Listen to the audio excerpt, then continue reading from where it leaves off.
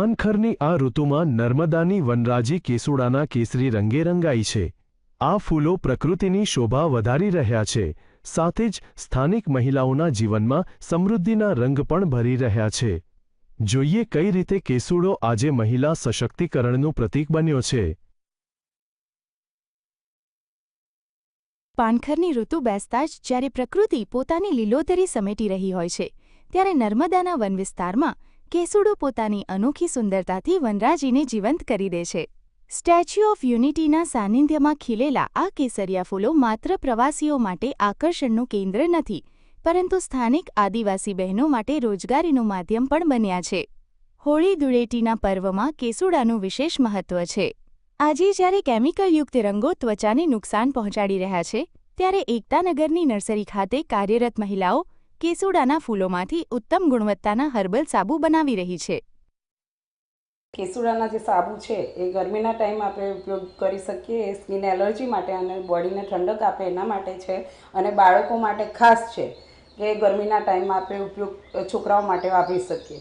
અને આ ગરમીમાં તો ખાસ કેસુડાનું ફૂલ બોડીને ઠંડક આપે એટલા માટે ઉપયોગી બને છે। કેસુડામાંથી બનેલા સાબુ કુદરતી હોવાથી ત્વચા માટે અત્યંત ગુણકારી છે, જેના કારણે સ્ટેચ્યુ ઓફ યુનિટી આવતા પ્રવાસીઓમાં તેની ભારે માંગ જોવા મળે છે। અહીંની આદિવાસી બહેનો આ કુદરતી સંપત્તિનો ઉપયોગ કરીને આત્મનિર્ભર બની રહી છે।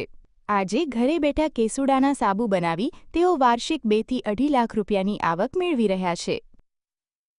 આ ધંધો શરૂ કર્યો અને એમાં અમે ઘેર બેઠા ડિલિવરી પૂરી કરીએ છીએ। આ કેસુડાના ફૂલ છે, આજુબાજુ સ્ટેચ્યુ ઓફ યુનિટીની આજુબાજુ ખૂબ સારા એવા ઝાડ છે, તે ત્યાં મળી આવે છે, એટલે દરરોજ વીણી લાવે ને સાંજે અમે સૂકવી દઈએ। અને આ જે અમારી બહેનો છે એમને આ અમે શીખવાડીએ છીએ। અમે 4 બહેનોએ તાલીમ લીધેલી છે સાબુની, અને બીજા બહેનો નહીં તાલીમ લીધેલી તે બહેનો શીખી ગયા છે।